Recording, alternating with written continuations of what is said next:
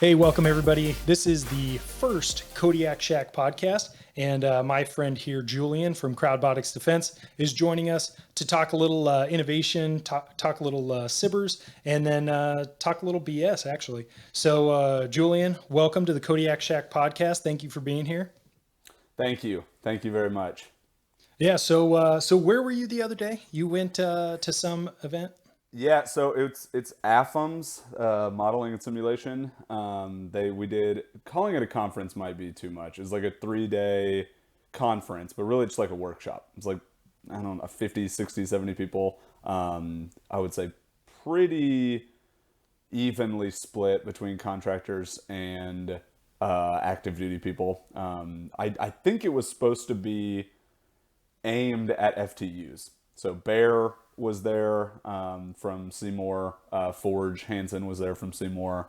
Couple of different FTU guys I got to talk to. Decoy from Holloman was there, but then there were a ton of SAIC people, a couple of Booz Allen people, a bunch of like different offices I'd never heard of within the Air Force trying to do data and modeling and simulation and stuff. And it wasn't so much about modeling and simulation as I thought. It was much more about training and data, just like data pipelines, data lake. AFRL was heavily there. Obviously, Wink Bennett spoke at length about some projects they've got. So, yeah, kind of, I would say a bittersweet overall lesson learned or kind of message there. There was a lot of frustration around why are things so behind? Why can't we get a grip on data and start like using it, sharing it? I didn't realize. I kind of came out of it. One of the biggest lessons I learned was, first of all, the IP, the instructor pilot's time, might be the most valuable currency in the entire FTU. It's insane to me how much pressure is put on the IP. It's like this is the bottleneck for all of the big problems, like, oh, there's a pilot shortage, or we can't, like, these pilots aren't proficient enough, you're just making it the next guy's problem. It's pretty much all on the IP. Yeah, it is, and that's the tough part because at least obviously the people who haven't listened to the intro, my background is F-16s for about 9 years, instructor pilot for about 5 or 6 of those years. But yeah, it is tough because so much of what the Air Force gets done is due to just the sheer will and effort of the people in the organization. So there's um, not much that's been streamlined, not much that's actually efficient. It's just sheer force of will that we will achieve our objective. And so, production of pilots, we have our biggest problem, or their biggest problem now that I've separated, is that the bottleneck really isn't at the FTU level. The bottleneck is at the pilot training level. Before you get to the FTU or the formal training course at the F-16, the Strike Eagle, wherever, the pilot training is the LIMFAC. So it's the T6s to T38s to IFF, then to the FTU. The FTUs are obviously max performing right now, but what we're running into is a problem actually getting people to the FTU who are actually proficient enough to be successful. So yeah, that's tough. And I think for those who don't know, Julie and I have worked together in the past, so we know each other pretty well, and we've talked about that a lot. Is the DoD doesn't move as fast as a lot of other organizations or industries. It's very difficult to get them to be as streamlined or keep up with the innovation that's happening outside, which can get costly and difficult for other companies. Before we go too much further, Julian, just give us a quick rundown, kind of your company, your background, just so people kind of know who they're listening to. Totally. Yeah, so pretty much startups, Silicon Valley startups. My background, I was involved in a startup in college that got a little bit of notoriety from the right people in the Bay Area. And so after college, went to a couple of different startups around the Bay Area, and eventually settled on this one. For the last 5 years, I've been working at Crowdbotics. We're based in Berkeley, and about 3 years ago, we were kind of told, advised by friends of friends to get into the DoD, to try to work with the Air Force. Our first inroad was with Kessel Run. It's like a software shop in Boston. And so we did what's called a phase one SIBR. It's like a small business innovation reward, I think reward, through a group within the Air Force called AFWorks. And basically they are, for your listeners who are unfamiliar, trying to speed up innovation from the private sector, trying to like steal some of the private sector stuff that is moving quickly, copy that over where it's applicable to the Air Force. So that's an awesome goal, and it is a good program overall. Our SIBR with Kessel Run didn't really go anywhere, but it did introduce us to the right people, and eventually we met a guy at Seymour Johnson with the Strike Eagles who had a data problem. He recognized a kind of a problem in the process of handling all of this jet data, and so we entered into a SIBR, what's called a SIBR phase 2. So SIBR phase 1 is like short term, 3 months, I think, research and development only. SIBR phase 2 is about a year, and that is for actually building an MVP, an actual product, a proof of concept product, a minimum viable product. So that is what we're wrapping up right now. We built the product with Seymour Johnson in collaboration with them. Basically, what the product does is it takes the jet data and turns it into something that's useful for anyone who's not a data scientist, whether that's the actual student pilot flying the sortie or the instructor pilot or someone else on base who gives a shit, whatever anyone wants to do with it. You can visualize the data and you can assess. What I think is really cool that we do is we score anything that they attempted. So if the pilot went up there and he tried to do XY maneuver, we recognize that maneuver is what was attempted based on like parameters in the data, the approach, kind of the couple of seconds before, where were they, what was the position before he started or he or she started, and then how well did they stick to kind of the perfect version of that maneuver. And so all that stuff is like pretty hard to suss out from what I understand if you go the conventional methodology, especially if you are talking about like a single seat aircraft. It's really difficult to just like figure out what the pilot was up to, and then of course to score that, to coach that, to teach that is pretty difficult if you have limited visibility. So that's what we're working on. We think it's a step in the right direction for at least the instructor-student relationship to have a better handle on what's going on, have kind of a record. Actually, that leads me to another point from this AFMS thing.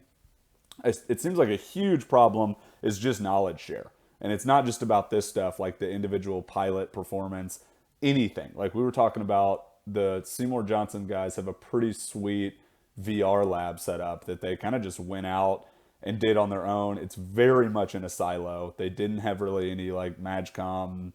It didn't come top down. It's not widespread. They got lucky. They have a guy there on base who is out of the gaming industry, and he like ended up building a lot of it himself, and they just kind of luck of the draw, like ended up with a sweet VR lab. And I was asking, did you like post, is there anywhere, like is there a Reddit, is there like an Air Force Reddit or something for you to post, hey, any other FTUs around the country or anywhere else where this is applicable, here's even just the unclassified hardware that like, here's the yoke that we bought for these sleds, or like here's the VR goggles that we set up, like maybe here's the software package that we're using, but not even like that deep, like just even the hardware. And no, that you pretty much have to text a buddy from the academy to find out like what they did. Well, and so you hit a lot of good points that kind of are the reason this podcast became reality. But yeah, they actually did 2019. They threw down, they're called ITDs or common ITDs, with a common set of hardware purchase to streamline the acquisition of it, which is great, because I think that's exactly the solution we need is, hey, what do we buy? I'm at 0, get me to 100. And the purchase list was really nice to have, but it never got updated, or I never got an updated one from 2019. And obviously the following years were kind of hectic for everybody. But the reality is, then you go back to buy all these things later, and not everything is transferable. Obviously, the F-16 is going to need different stick and throttle, or you're going to use a universal one, and then we're going to have negative transfer because you're hitting the wrong buttons to do the right thing, and then you get in the plane, and it's different buttons to do the same thing. So some of that is an issue, but there's also issues where Seymour Johnson and DM actually have VR labs, but Holloman actually surprisingly has a ton of what are called UTDs. I don't know what the acronym stands for, but think a 180. There's so many acronyms you can't keep track of all of them. But it's a 180-degree field of view, so it's pretty much all of your instantaneous field of view and peripheral in a full-scale cockpit that's classified, and their utilization is sub 50%. So if someone wants to hop in a sim at Holloman on any given day, they probably can. And that's why Holloman really didn't pursue the VR lab as aggressively, because we didn't have the same problem set. And that's what I really like about innovation, because so much of what happens, which is understandable because the Air Force and the DoD are massive and they can't do everything specifically for every base. Innovation allows you to pick and choose and say, I want that. I want debrief analytics. I don't need a VR lab. I want an automated scheduler. And you can kind of put your effort and your money towards those things. So, and just like you said, hey, is there a Reddit? Is there any way other than just texting a friend or cold calling another Air Force base as a military member? There wasn't that I knew of. You could go on AFWorks website and they actually have a list of every single one of their SIBRs that are currently active, but it's literally thousands. So you could just, you can filter a little bit, but overall, I was at Holloman. Luke Air Force Base is the other active duty F-16 FTU, or training course, B course, as some people call it. And I didn't know unless I gave them a call or went over there to find out what they were working on. And that's not a hit on them. They, just like you said, IPs are slammed. They are always busy. So the reality that they're going to be busy as an IP, they're going to run their whole innovation shop, and then they're going to call me at Holloman and say, hey, what do you want to participate in? That's an unrealistic expectation. And I get that. But that's what I hope this podcast becomes. It becomes a space where people can then go to get information about programs and companies that they aren't aware of. Or we actually have the Stinger Walk, who is the Spark Cell lead at Luke, is going to be on the podcast. So he's going to talk about what they're winning at, where they're kind of seeing some shortcomings in their innovation game. So then companies who have the solutions that Stinger is looking for can then go and contact him and say, hey, we have the solution. We have that answer to the problem you said. So that's what I'm kind of hoping this podcast becomes in the long term.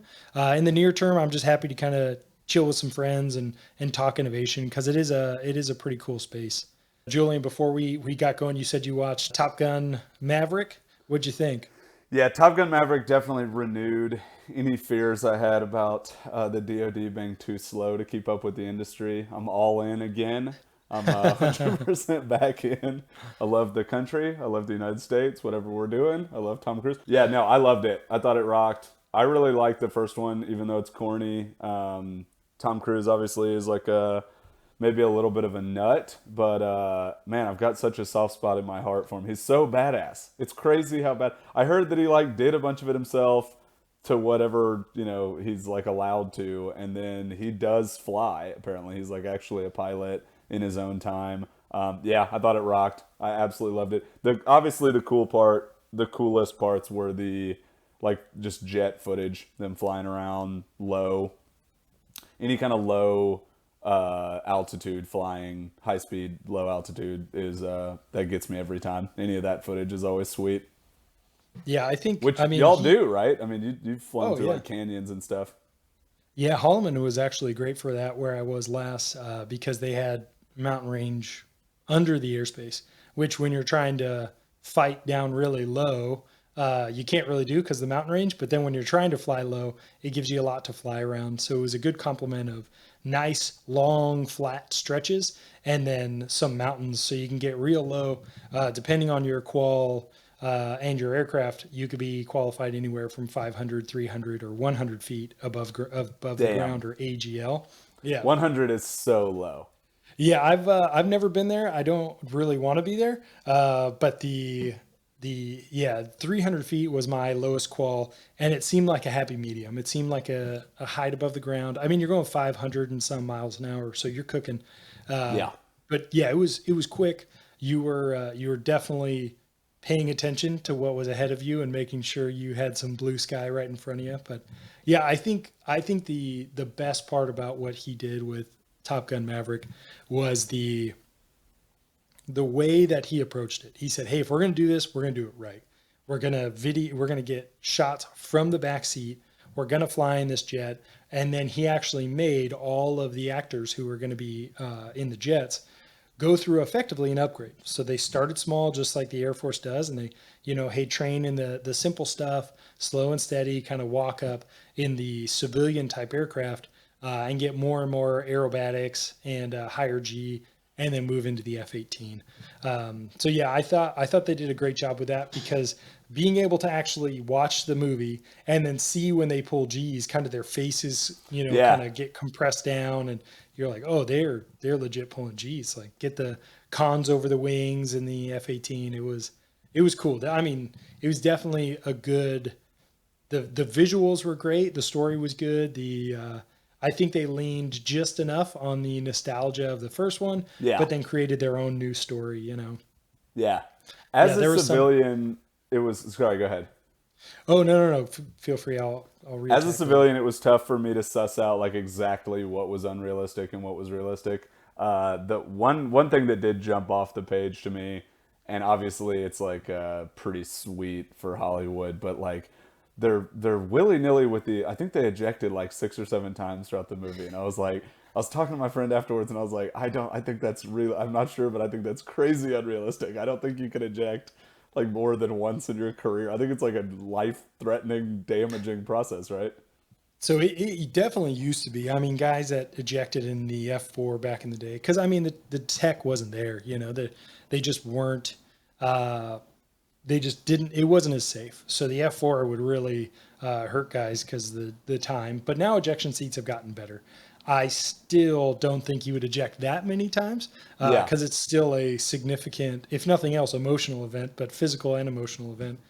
So yeah, so the complement of ejections, and then ejecting at, I don't know, Mach 10 plus Yeah. is, granted, he's probably really high, so there's not much atmosphere up there. But yeah, I think that would have worked out slightly worse for him. But that's How was speculation. I the don't know.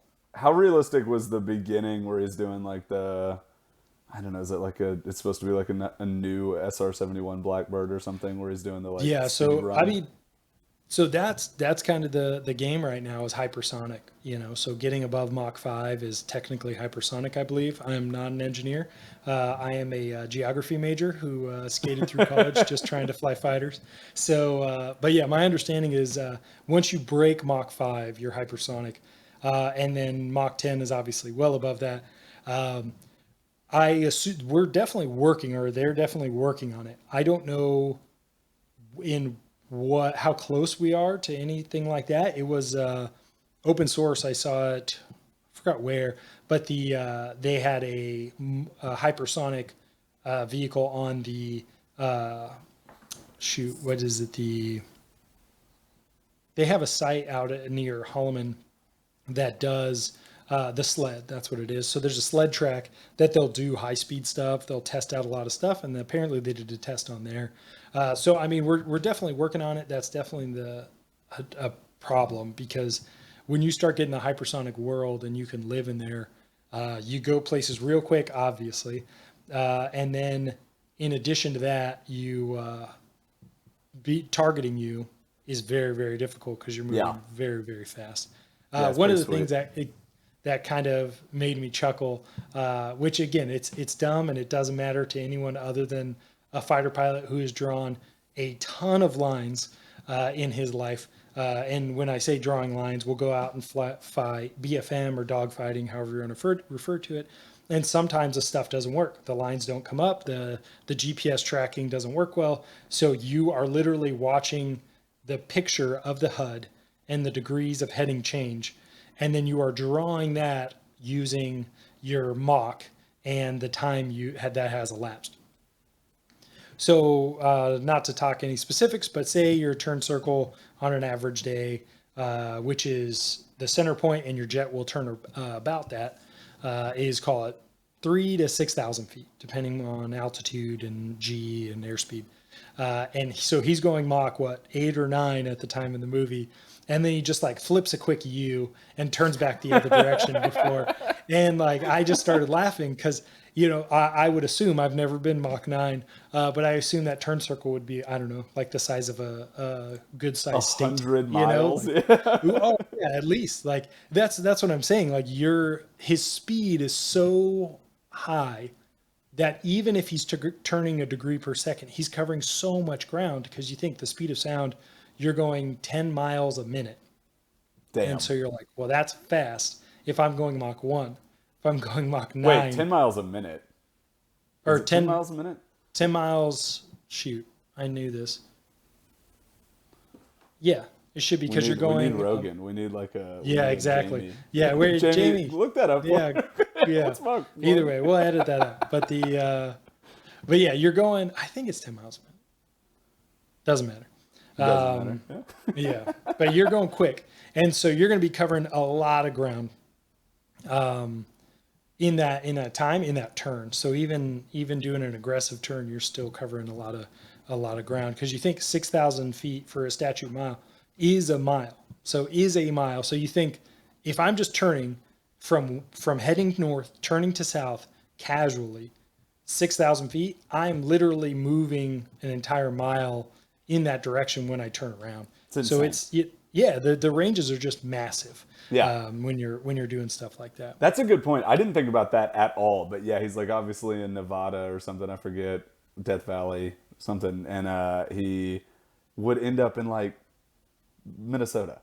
For sure. So I mean, he'd cross the United States, in I don't know, 20 minutes or something crazy. It would be so easy to just accidentally end up so far.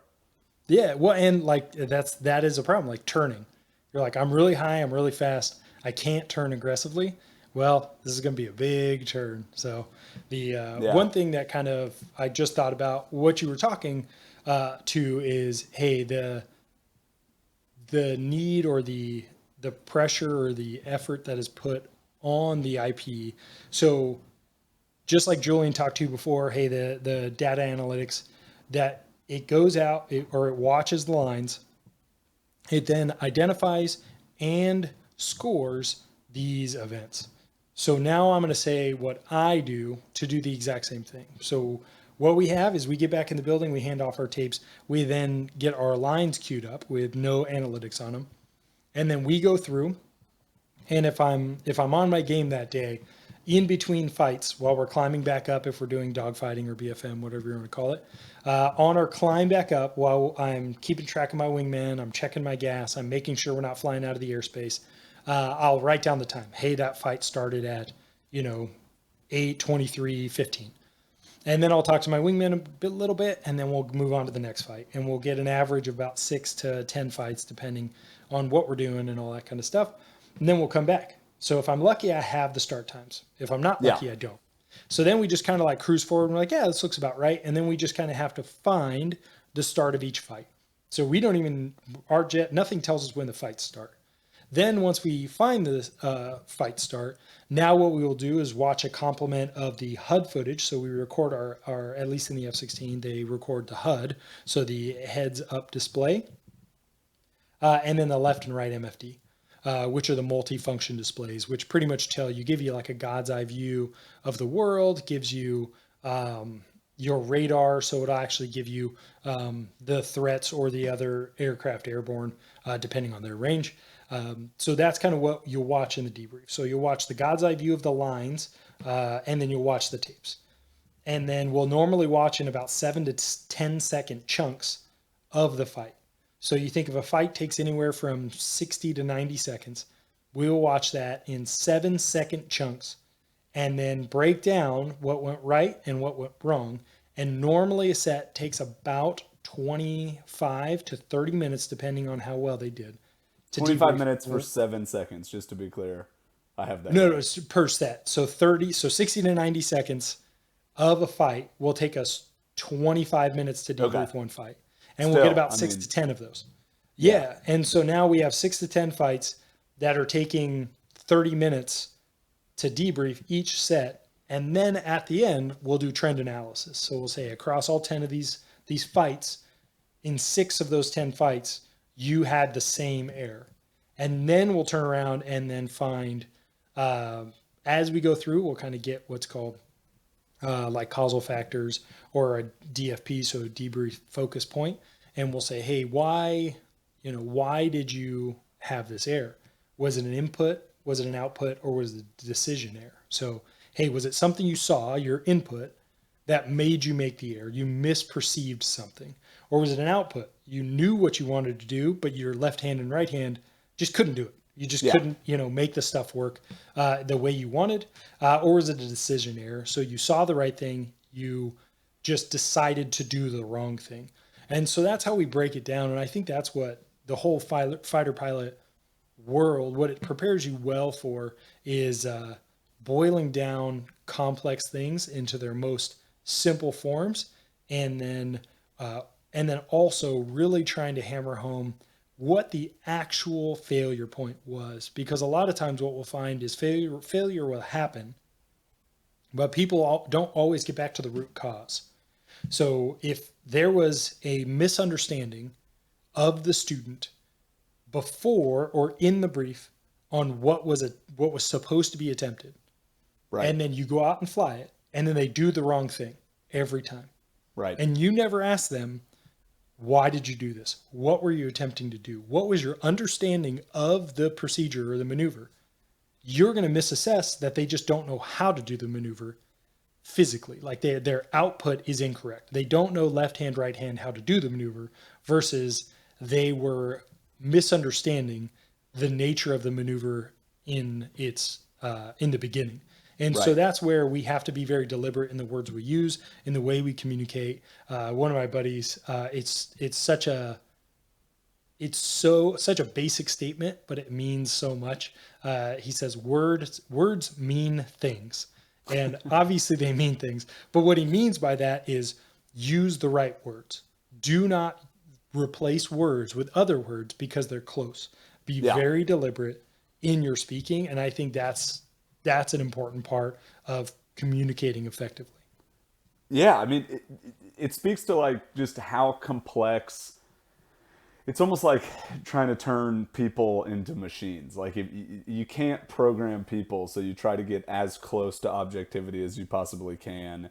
At least y'all are breaking it down by that. Like at least it's not, hey, pretty good, not pretty. And sometimes we do see in like the training, pilot training, literally like just okay, above average, average, below average. At least the deeper you can go, maybe the data you end up with is more useful. And this came up a lot at AFMS, the conference that I was at this week, where we were talking about like, all right, all these different, so PTN or UPT, PTT, and all these other programs, and everybody has kind of their own LMS. Hopefully they have an LMS. Hopefully they have a learning management system on base where they're keeping track of pilot performance. Maybe they have an LMS or not. All of those are under different contract. Like everything is in a silo for the most part. And so unfortunately a lot of these scoring, not just the scores obviously by IP are going to be different. Everybody sees different things and prioritizes different things.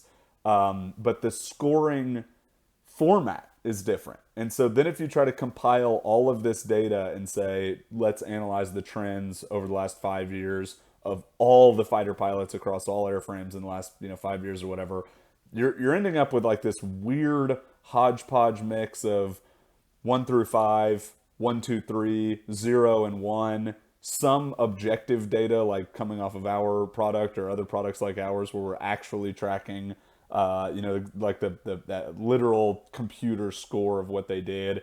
So it's this weird kind of mix of data.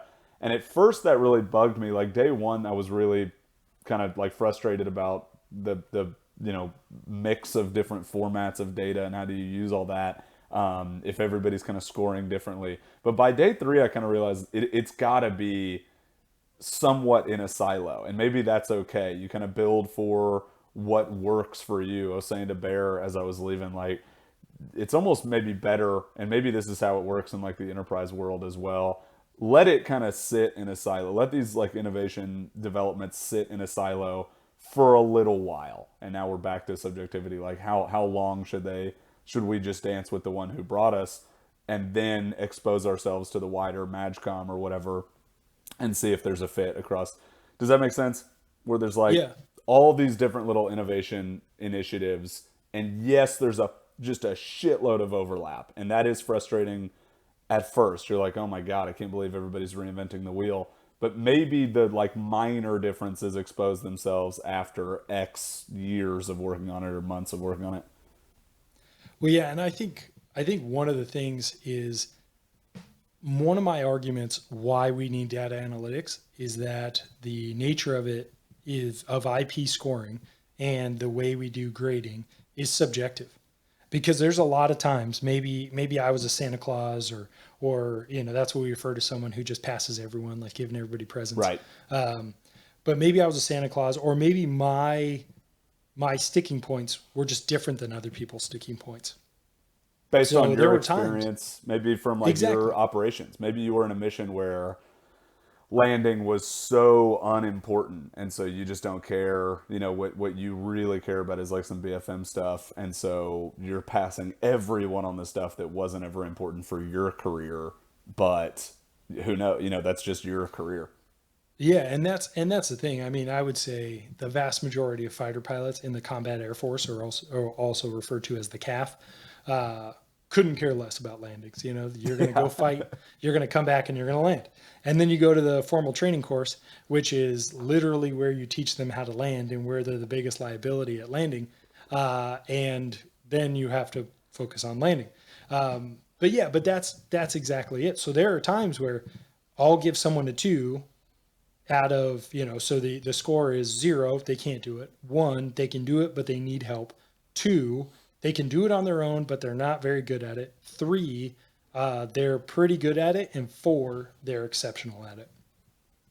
So I may give someone a two and someone else would give someone a three.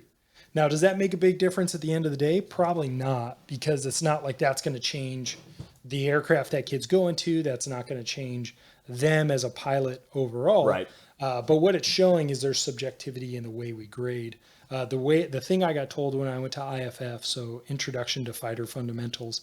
So when you graduate pilot training and you get a fighter slot, all that means is you now have been allowed the opportunity to go attempt to fly fighters. And IFF is where you take an aircraft from I fly an aircraft like any other aircraft. I take off, I cruise, I do approaches, and I land. I don't fight.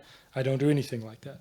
IFF is where you start fighting. And it's pretty fun. I had a great time. They say it's like a screening process, but I had a wonderful time. It was just fighting in an F6 or fighting in a T-38. Yeah, what are you using? So Are they still? And I think they're like trying to wrap up the T-38, or it's on its way out. cool. So most Yeah, people are I in the mean, checks in the T6. mail. They T7 is getting kicked down the road year after yeah, year. but I mean the T7, I think that was like a early teens, like a 2013, 2015. Now it's a 2028 or something. Yeah, But yeah, the 38 is going to have to hang on, or we're not going to have an afterburner trainer in the Air Force. But I mean, I assume they're just going to keep moving the 38. But yeah, so you fly the 38 and you do all that, and it was I had a good time there, but I'm struggling to recall what I was. What my we're talking point was about going to be. subjectivity in Oh yeah. grading. Yeah, So the first meeting, I sit down and they're like, "Hey, welcome to IFF. The expectations are high. The grading scale is 0, 1, 2, 3, or 4. So the grading scale doesn't change across your training." And the guy says, 0 means you can't do it. 1 means you can do it, but barely. 2 means you're roughly proficient. 3 you means you're as good as me, and 4 means you're better than me. So don't expect to get more than a 2. And and I heard that and I was like, that's awesome. Like I just yeah, loved it because it was a challenge. It was like, all right, well, I'm going to try to be better than you, yeah, totally. but that's where you can run into those guys where he could see a person be in accordance with the CTS, the course training standards. A person could have earned a 3 or maybe even a 4. But that guy, you got a 2. Doesn't Yeah. matter because you're not as good as me. So that's where, and again, that was more of a joke than anything. And this was a long But time it's ago true, since right? I back. mean, to some degree, Yeah. like if you've been doing it for a long time, you're like, nah, this kid doesn't know what maybe they got lucky, you know? Yeah. And a lot of it is that. Like I remember I would have a flight in training where I just nail it. I would just do it so well. And the IP's like, wow, you really get this. And I'm looking at him like, I don't know what happened. I blacked out. You know, it's Yeah. just, it just, I just took off and landed, and all of a sudden I did a good job. So yeah, Yeah. I used to, when I first got back to the FTU or the B course for the F-16 as an instructor, I used to think, hey, these kids, I'm going to give them the benefit of the doubt. They make a mistake. It's probably just, a error that's not a trend. Yeah. And then I realized like I can't give them that benefit of the doubt, not because they're not good people or they don't deserve it. It's because they have not demonstrated that they can do the thing yet. So if you've demonstrated it and you are proficient and then you have a bad day, that's one thing. But if it's your first day and you don't demonstrate proficiency, it's not a bad day. It's just you can't do the thing yet. And that's what we have to be sure we do is you're not their friend for passing them. You're not their friend for giving them a passing grade when they may not deserve it. Stakes are too high. The stakes are too damn high. Yeah. Yeah, so they have to earn it. And I think that's the only way we can keep a safe fighting force, but also a proficient fighting force is making everybody earn it. And every day I flew, I had to earn it because if I didn't, I was going to be dangerous, either for myself or even worse, somebody else. Because that's really at the end of the day, the worst thing you could do in a single seat fighter is get someone else hurt or Yeah. killed. Because if you get hurt or killed because of your shortcomings or your failures, I mean, sadly, that's on you. But if Yeah. you hurt someone else because of your shortcomings or failures, it's hard to come back from that. It'd be hard to come back from that. I want to go back to just kind of talking about the innovation and silo thing and the subjectivity stuff is like training. I think is a terrifying concept because there are all of these different kind of thoughts, and it needs to be said. And obviously, you never want to stop accelerating or stop improving, but it does need to be said that what happens now effectively does work. Like you got here through the current training kind of standards and stuff. Like it does enough. Like it does work. You do end up getting somehow over the amount of time. And I guess the big question is how do you cut down on that time, or how do you get it a little bit more uh, predictable and repeatable? But yeah, I almost want to stay away from training because it's so terrifying to me, and there's so many opinions. Just like backing all the way up to just innovation within the DoD and what the hell is the problem? Like, why is it so far behind? Thinking about stuff that we don't do, that I'm really like kind of noob on VR simulation stuff like that. You look at what they've got at Seymour in their VR lab, or you look at these like pretty sweet clamshell simulators, and some of the stuff that you see at like ITSEC or these conferences where big dollar primes are rolling out like the latest and greatest is badass. Most of the time that's not adopted yet. That's like a very like 10 years ahead of the curve preview of what's to come. Why is the DoD like why does it take so long then for the DoD? You look at other industries where, because I used to think it was like, well, they're experts at combat or they're experts at flying a jet. They're not experts at business adoption, or they're not experts at like VR or this other industry. But then you look at stuff like medicine and you're like, well, these guys are experts at surgery. They're not experts at business adoption either. And yet they somehow move faster. They adopt cutting edge technology, some of the time, not, obviously not every hospital ever, but like a lot of the time these finance groups and stuff will adopt stuff faster. Why is the DoD, and obviously there's not a silver bullet, but let's dig in on why the DoD like just cannot Yeah. get out of its own way and keep up with the private sector? So I think there's a lot of reasons. I mean, the reality is the DoD's funding is controlled by having a budget, like actually passing a budget, not the continuing resolution. Yeah. On top of that, their funding is not controlled by anyone inside the DoD. It's congressionally allocated. So those are two big problems because you think So the Air Force runs on fiscal years starting October 1. But if I knew a the budget, problem was the voter. I knew it. yeah, It's, well, and it's the and emotions of the voter. yeah, and sadly, it's one of those things where even if a chief of staff of the Air Force wanted to do it, it's kind of beyond his ability to control some of these things. Yeah. And so what ends up happening is a budget isn't if a budget isn't passed in for the next fiscal year, and the funding doesn't show up. So the average year where we don't have a budget, most funding for the year to the bases does not arrive until about March. So we're almost halfway, roughly halfway through the fiscal year when the dollars for the year actually arrive. Why So is that? making, That seems like a solvable problem. yeah, I don't know. I mean, but I think the problem is it's like layers and layers of bureaucracy, because what we Yeah. end up having is there's, sadly, I would complain about a lot of things while I was on active duty, and I would complain to people who would try to tell me, hey, this is great, and this is going to be good for the Air Force, and or this and that, or this is why you need to do this for the Air Force. And then I would say, like, why is it so cumbersome? Why are we so inefficient? Why do we seem to waste money in areas, or put good money after bad? And then the saddest response would be, well, that's just the way the Air Force works. It's like, no, it doesn't have to. Like, there are a Yeah. lot of other companies that don't do that. And if it's because they don't control their budget, they don't control when they get their dollars, they don't control how they can allocate their dollars, then maybe yeah, that is how the Air Force works, and that needs to change. I think the problem is we have a lot of cool things like the AFWorks organization, and we have a way to kind of get around some of the bureaucracy, because they realized a few years back that, hey, our acquisitions and contracting process is very labor intensive and very it takes a long time.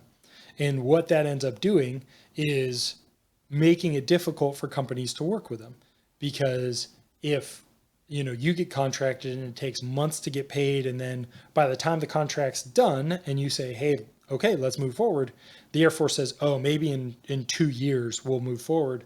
Well, that company is Yeah. not going to sit around for 2 years, and the Not Air if they're Force doesn't. small. Yeah, Not if and they, the yeah. and that's the whole business model of a SIBR. It says you have to be small. You can't be a prime. You can't be a big company. So really, all they're setting these companies up for is, hey, build a team, build a program, build something we want, and then either get gobbled up by a prime, or like maybe get lucky, or just fade away. Yeah. And it's unfortunate because the Air Force, the vast majority of people in the Air Force don't see life the same way as people in the private sector companies, where, hey, next year we don't know what our funding's going to be, but there is going to be funding, is the Air Force life. We don't Yeah. know, but it will happen. Where for you, in like just a general company, the funding isn't guaranteed next year. So if the Air Force doesn't make a decision, then that company can't just sit around waiting for the Air Force to do something. Right. So I think that's something that has to be solved. But I mean, we see it across the board. I mean, we see it with the F-22, the F-35, and apparently the thing that's on the way next. They all were very, I think they're over budget, they're behind timeline, and it makes sense. You're building a wildly complex thing, and it's very difficult to do. But turns out, like Lockheed and Boeing and these companies, they can hang on for a little while. Oh Where yeah. a company that's or eligible for a SIBR, they're not going to just go a entire year with zero additional funds and be there when the Air Force finally gets back around to them. And I think To, that's what needs to be fixed, because I think the AFWorks program is awesome and the SIBR opportunities are there. I think there has to be something, a stopgap or some sort of continuity between a SIBR 2 and a SIBR 3. And I think that's what StratFis and TACFis are supposed to do, which I don't know what those acronyms are, Julian. If you do, feel free to speak up. I know But StratFi is strategic financing, which is hilarious that that's what it's called. okay, And I but think yeah, I TACFI is probably tactical finance. I don't know. finance Yeah. it. Look at that. I like it. Well, there's strategic SAMs and tactical SAMs, so maybe they came from There you their go. SAM surface to air missiles. I did most of my Hilarious career. to, sorry to interrupt, but hilarious But to just like instead of adjusting the SIBR program, just come up with another program as like a band-aid. yeah, At just some point, well, you and are mostly band-aids in the DoD. well, I think that's a lot of what the Air Force is doing now is like, hey, I mean, with manpower, we have just ungodly Excel programs that it's like, okay, just nobody mess with it because it works. And the one person who knows how to fix it, hopefully they never leave, or the whole Yeah. process is broken. Um, but that's really what we experience is we have again these major companies like a PEX or a GTIMS that probably I mean, I know they didn't intentionally build a program that we wouldn't be able to use well. I think what happened is the acquisitions process asked for the moon and they said, okay, we'll give it to you. But what ends up happening is it makes a very cumbersome program that's complex that no one is going to be an expert on. So then we can't even use the qualities that it does have. And then we say, oh, this program's not good. And it's not that the program's not good. We probably just asked for too much. Like we Yeah. just need a lean, bare bones program to solve the problem that we have. And that's what people are doing in the AFWork space. And I think that's why, for now, some band aids will be good. Some band aids will alleviate some of the real time pressure. And then hopefully some of those become a more applicable, more accurate solution for the bigger problem than just a very finite data analytics or automated scheduler. I mean, the fact that I think I saw a white paper, like just a paper that someone wrote a long time ago, unclassified. I think it was in the 80s. It was like 86 that someone wrote automating scheduling. Yeah. And we are still trying to figure out the automated scheduling process. And it just happens like every decade or two, we just have somebody who says like, we have to figure this out.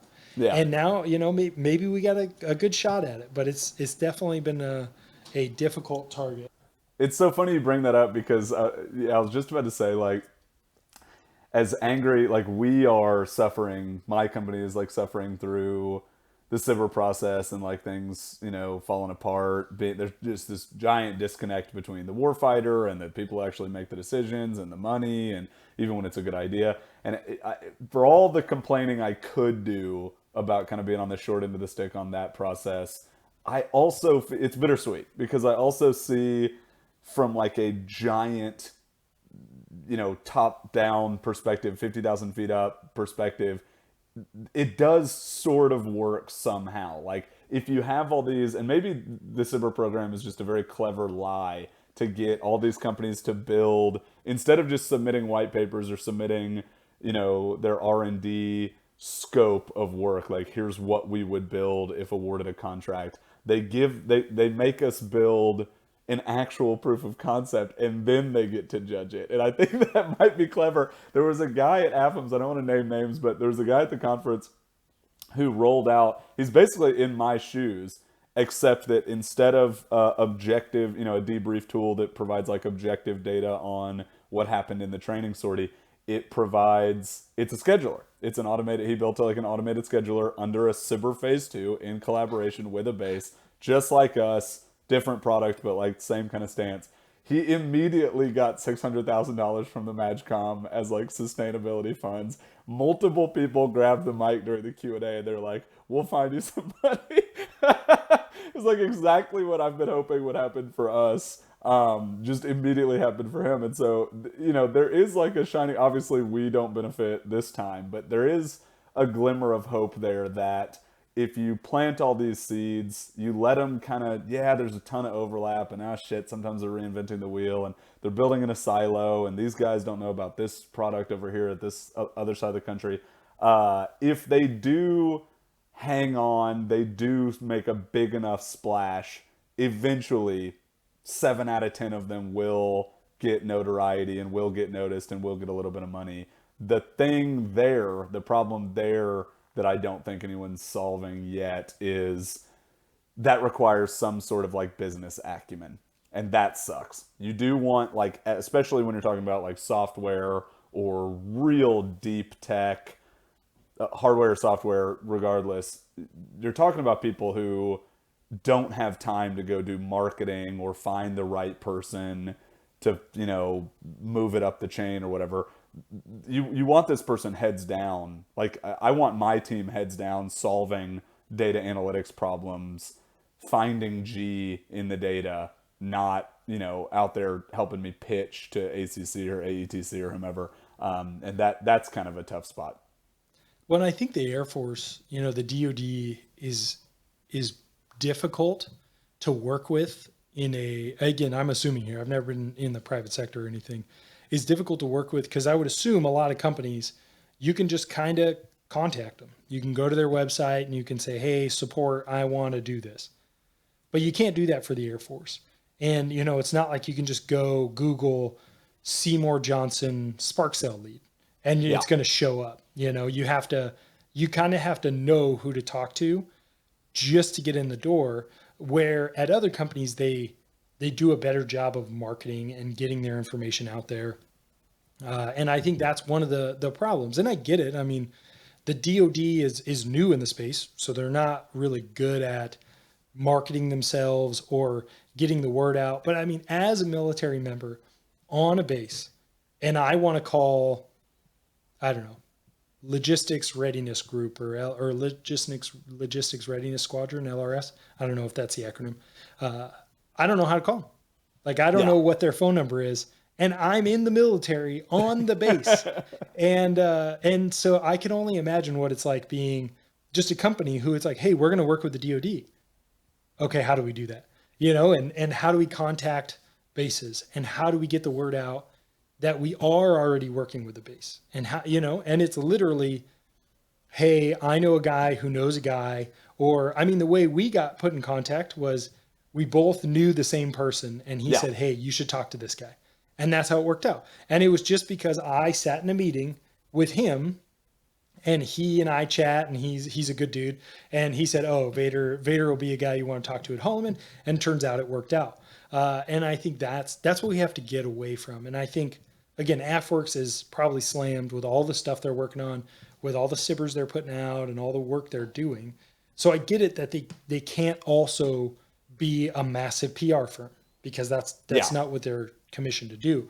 But hopefully the Kodiak Shack podcast can kind of help with that, kind of get people, just connect people and kind of bring people together and kind of make a little more noise for the space. Because I think, Collider events, which I've never even been to a Collider event, but I think it sounds cool. It sounds like a It's Sick or something like that, but just for AFWorks run. And I think that's good, because that's what people need to do. But I didn't even know they existed until I visited AFWorks, and they told me like, oh, you should have been here last week. We had an AFWorks event.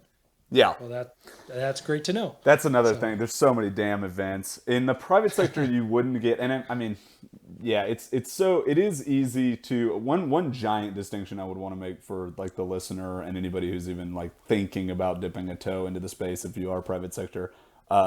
It's so unfair to be, and I don't want to let the DoD off easy on this one because there are improvements they should make, but it's so unfair to compare the DoD to like 99% of private sector companies. If you're small, you just end up accidentally falling into luck. If you're IBM, if you're 350,000 employees or whatever, and IBM's a bad example because they just are sort of like a conglomerate of a ton of companies that, there are, in fact, that might be like the DoD. There's a lot of overlap. A giant organization is what we're talking about. It is like the enterprise sales of enterprise sales. It's not, 1999 Salesforce or something. It's not like a small to medium-sized startup company. The DoD is hundreds of thousands. I mean, it's insanely big. And so you are going to run into just some problems there alone. But while we're taking shots, I will say, like AFWorks specifically, one problem that I do have there, I agree they're pretty slammed. I think that they are like doing what they're trying to do very well.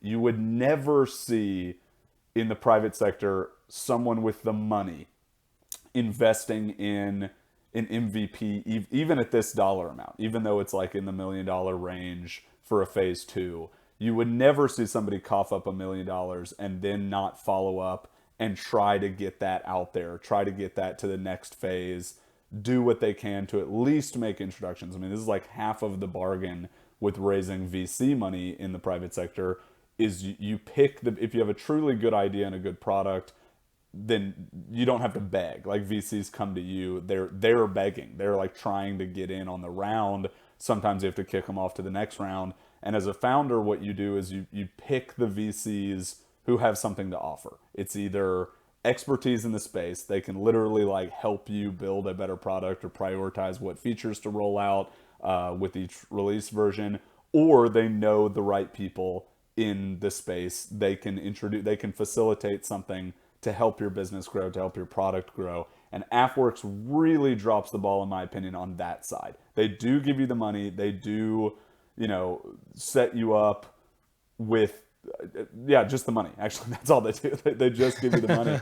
And that is, I think, where they really need to, if I could like prioritize the next kind of things that AFWorks needs to grow on, they need to make a little bit more of an effort to introduce you to the right people, to actually get the money, to get the continuation, to keep building past the MVP. Our product right now is only for the F-15 because that was our collaborator base. So there, right there is like a huge problem. Why were we not, told day one, hey, this needs to be fighter wide, or why was nobody, kind of there saying, hey, you really need to haul ass and talk to other airframes? Well, and that's one of the things, again, to keep plugging my show on my show. But the goal of this is before the SIBRs happen, before, when have Bear from Seymour Johnson come out here and he says, hey, these are the things we're working on. And then the new Spark Cell lead at Holloman or Stinger over at Luke says, I want part of that. Because that's exactly what happened with Holloman, Luke, DM, and Tucson. We all said, we want this program, and we signed a joint SIBR. And so now the contract is, hey, provide them all this product, and then we all have our slight modifications to it. But overall, it's a product for multiple bases. Where right now, it's Seymour Johnson, and by nature of our information, even the unclassed information being controlled, we can't give you that because we're not under contract. If we were on your SIBR as well, we'd be able to give you our data and you'd be able to analyze it. And you'd say, we have Strike Eagle and F-15 or F-16 data analytics. And that's one of the unfortunate things and why we need to kind of spread the word a little bit more. And like you said, I think it's a incentive problem. So it's, what is that old saying? Humanity is like a old man planting a tree for the shade he will not sit in. That's the innovation space. It's, hey, all of the work I did, 100% of the work I did in innovation at Holloman, I saw none of it.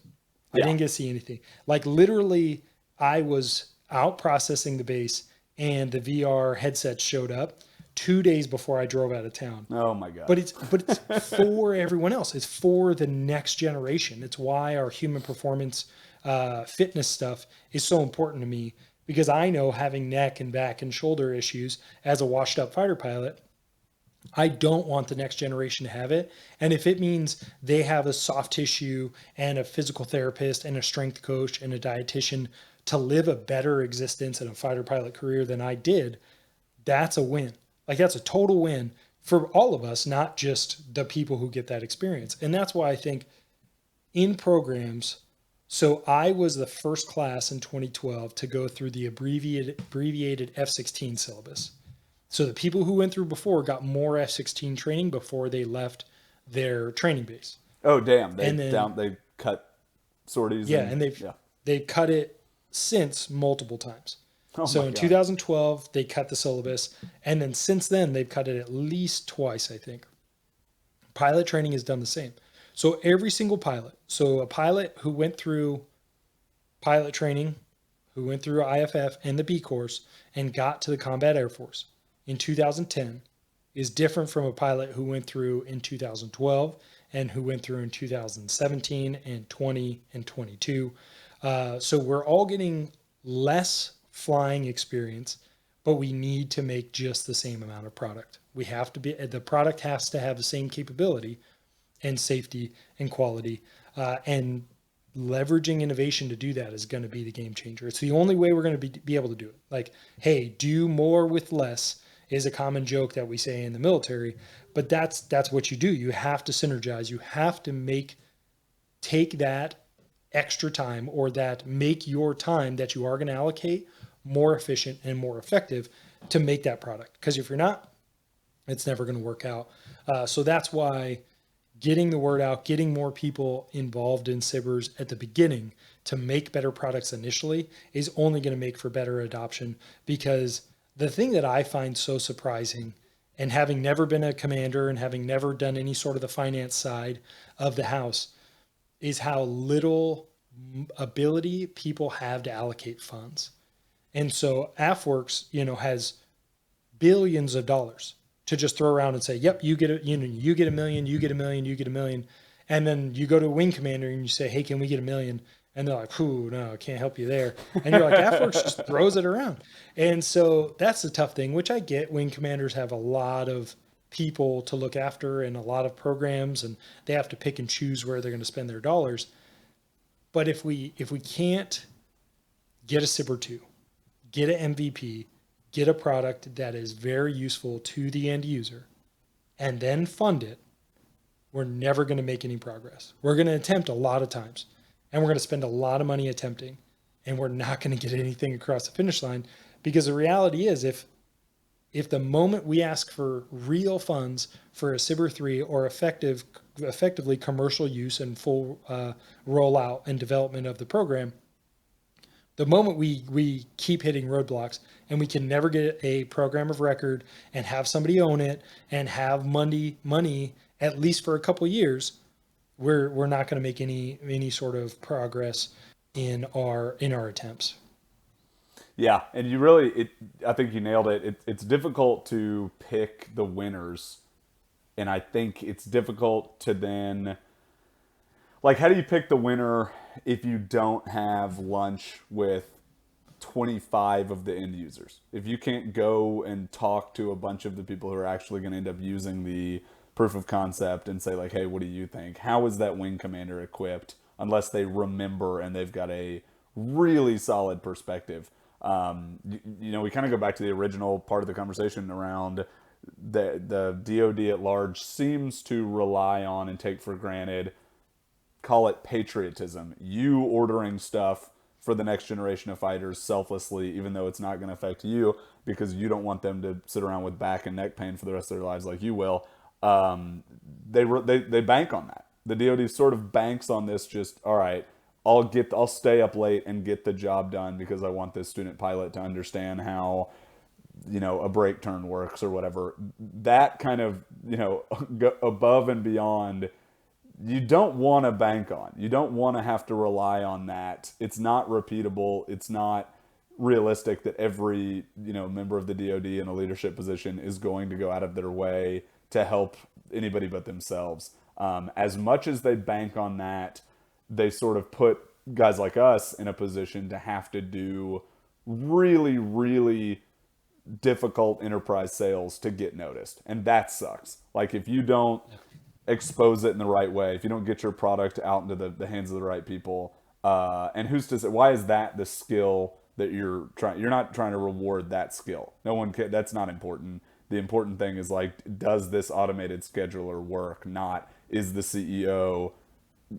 good at marketing and good at floating it to the right people. Yeah.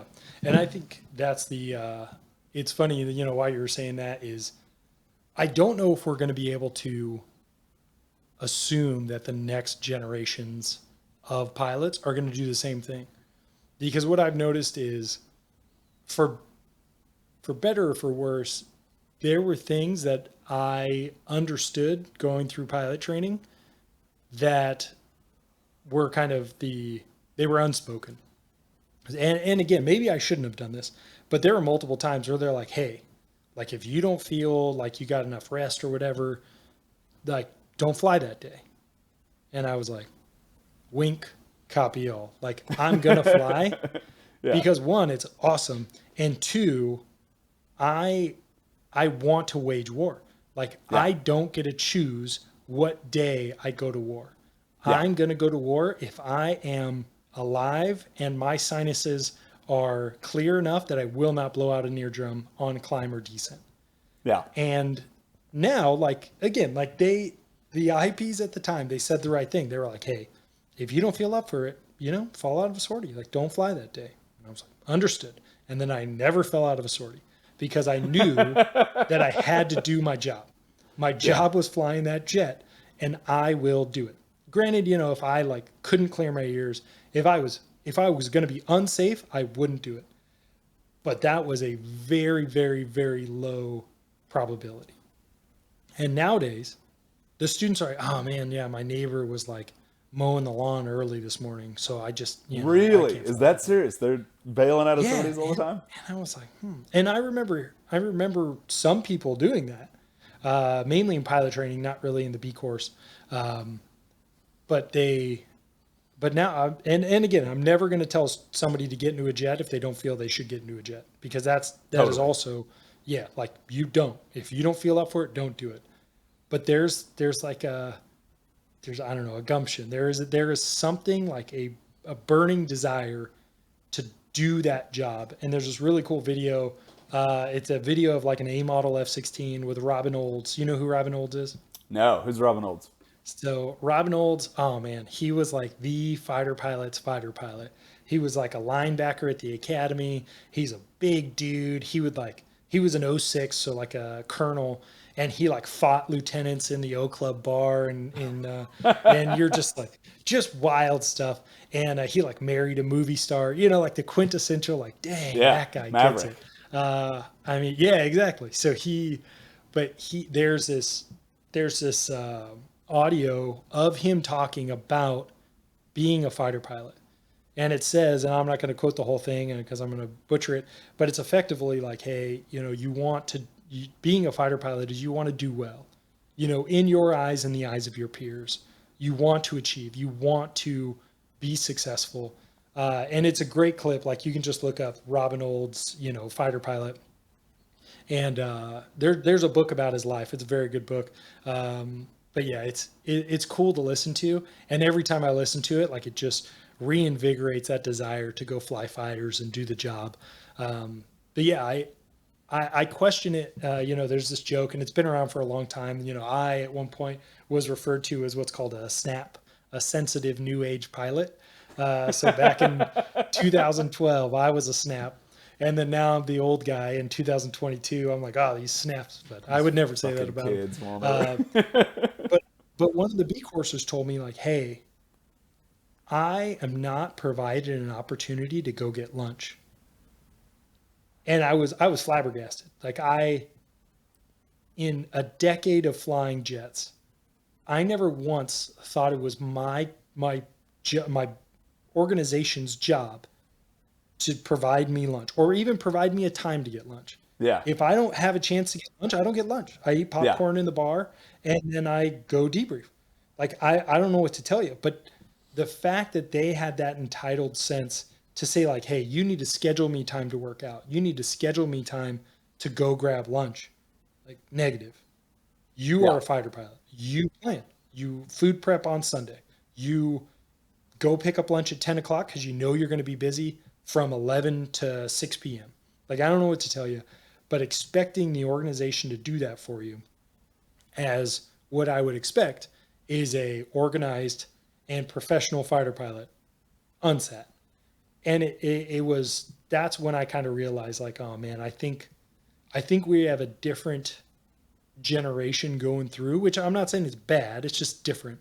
So when we have hey, I'm not going to tell you to stay till 6 p.m. until the job's done, but you're probably going to stay until 6 p.m. because the job's not done until 6 p.m. So that's one of the things that I think has been intrinsic and may not be in the future, which I don't wish that upon them. I want them to have a more normal life. Like if you were to ask my wife, she'd say like, no, I don't have a normal life. She hasn't had a normal life since she married me and traveled around the world and had me out of a 3-year assignment. I was gone 19 months. Oh my Like that's a gosh. problem. Yeah. And so you think like, oh, I want for this next generation to have a better organization to work for due to the innovation that they've made, due to the hard work of the people before them, so they can be the fighter pilots they need to be when it's time to wage war. Because I mean, hopefully it doesn't happen, but if that war happens, like people have to be proficient. People Yeah. have to be capable because it is no joke. And you look at these people who, fought in World War II and Korea and Vietnam, like they did serious things. Things that, you know, would or I mean, even having done all the stuff I have, which is not exceptional in any way, having done the stuff I have, it is eye-watering to think about the stuff they did because they had to. And it's still so dependent on the human. It's crazy, like all the innovation, all the tech, all the like new age jet, vector thrusting, everything, like everything that's so cool coming out now. It's, I mean, the same stuff we were saying a minute ago. It's so dependent still on the human. And if the motivation isn't there, if you're not willing to sacrifice, if you're not willing to go the extra mile or whatever, the job's not going to get done. And that seemingly doesn't change within the DoD. You do still have a lot of like people willing to kind of go the extra mile, but it's interesting to hear that, yeah, you feel like there's a cultural shift. I think so, and I think it's a different world. It's the world of social media, and it's a world of which it's not like I think all these new fighter pilots are TikTokers or anything like that, but they've been exposed to a different life that I didn't grow up in, and I don't throw stones. I don't think they're worse for it. I think they're awesome fighter pilots, and I enjoy working with them and teaching them and learning from them just like they learn from me. Uh, I think I think we just have to understand that we're in a different time, and that means I always gauge an instructor or a teacher on their ability not to teach their way of teaching, but to learn their Interesting. students' way of learning and teach that way. Because that's what makes you a good teacher or instructor is you understand your student well enough to teach them the way they learn, versus you will conform to my way of teaching, because you're not a good instructor that way. You're just repeating the information instead of providing people information in the way they can understand it. Yeah. That's one of the things that came up in a private conversation I had at the conference this week is like, how are you readying, like, what's the difference between a kick-ass pilot and an IP? How are you readying a pilot for instruction? And they were saying, not that, it's mostly just, are you a kick-ass pilot? Are you enough of a kick-ass pilot to really be a good example? If there's time at the end, there's a little bit of, okay, and here's how to be an instructor.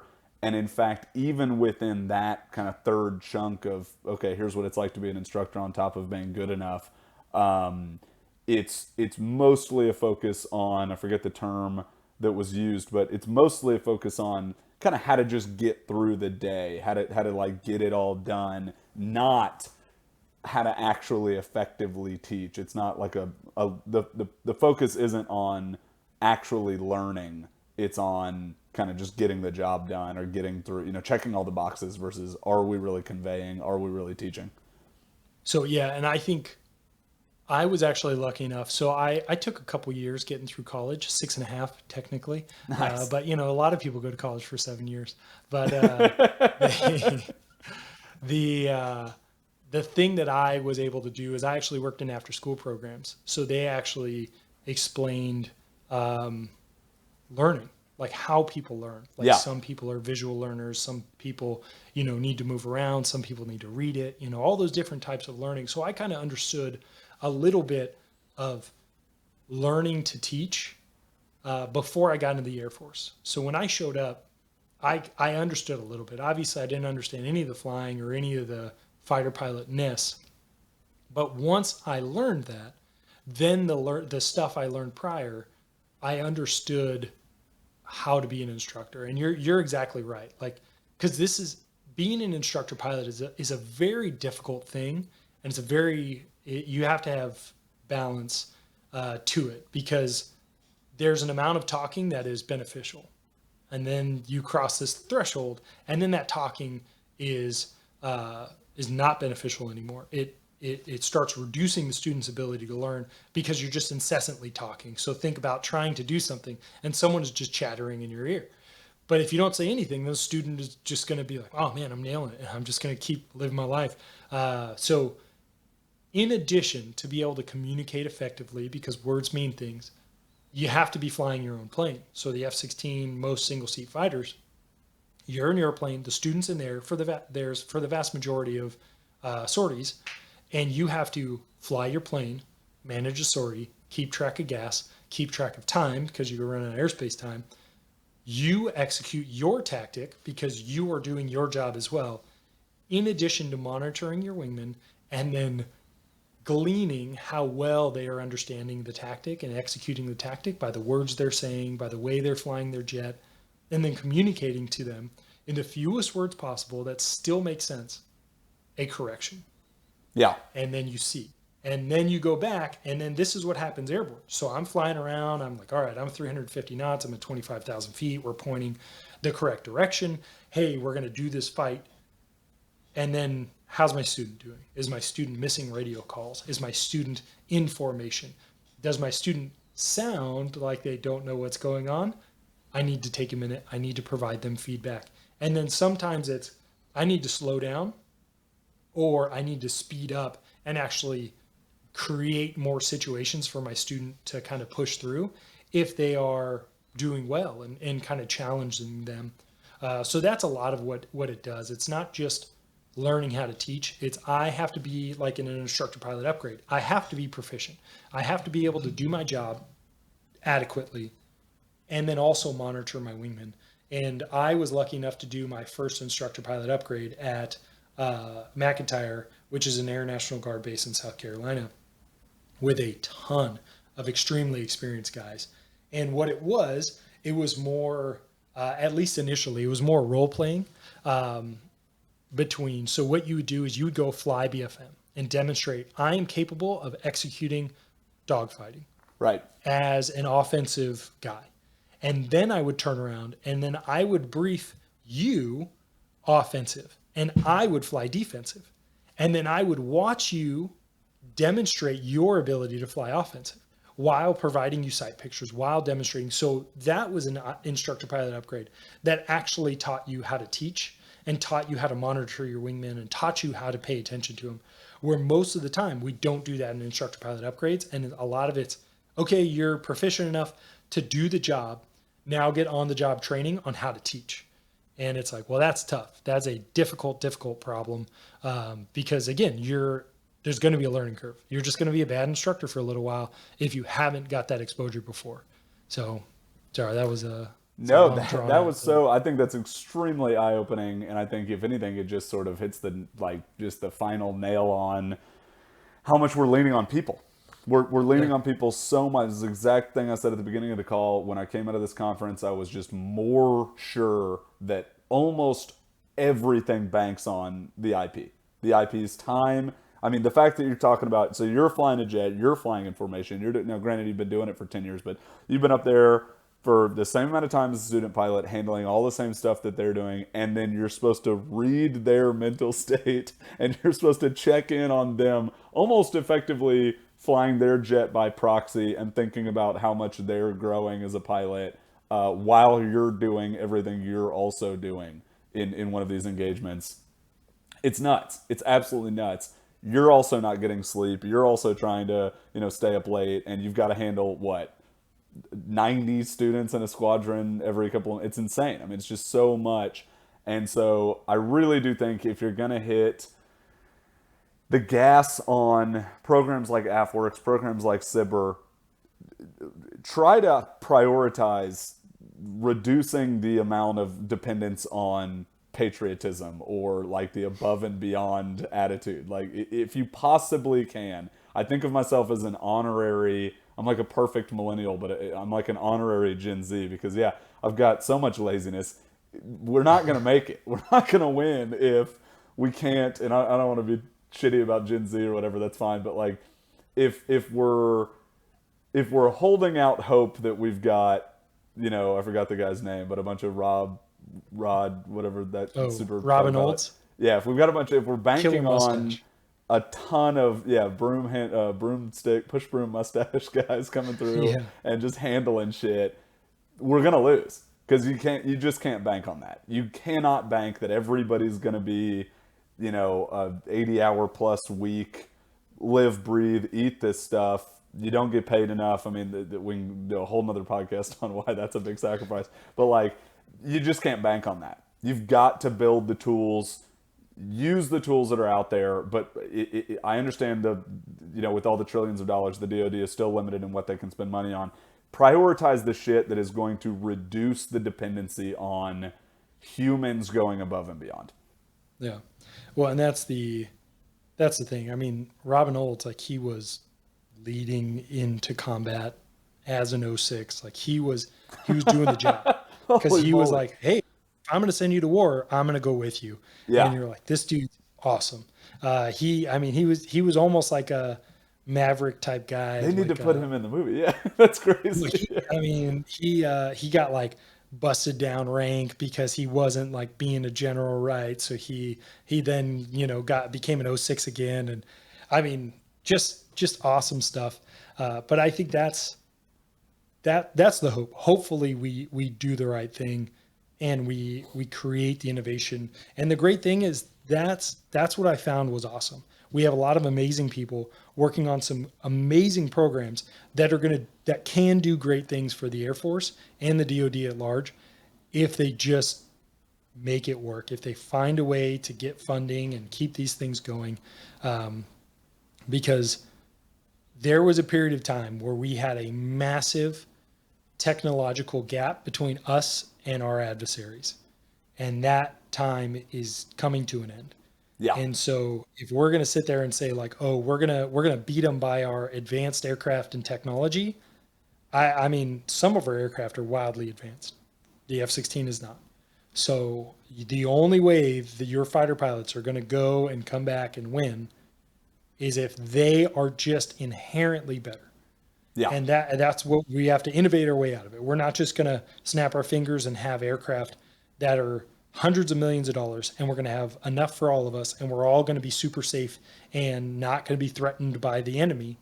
Yeah, I'd love that, but we're not going to have that. So we have to have the guy or a girl in the cockpit that is very, very capable, more capable than the enemy, because if we don't, it's not going to end well for them.